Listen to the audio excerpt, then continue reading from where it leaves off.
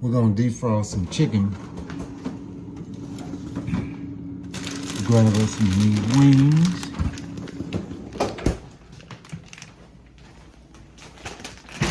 And what I normally do is, like if I'm gonna be gone all day, I take the wings and either set them inside of a bowl, and set them here on the side of the sink until I come home.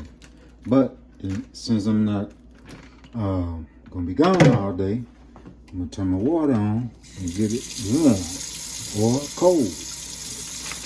And I'm gonna open my chicken.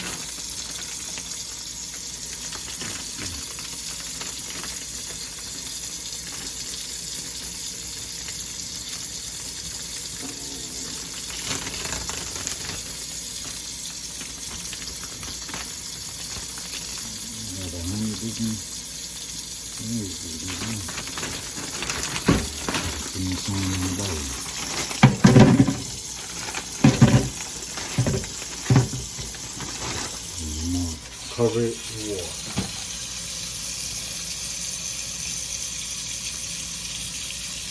And I'm gonna let it sit in this water covered until it thaw out. That's how you defrost chicken.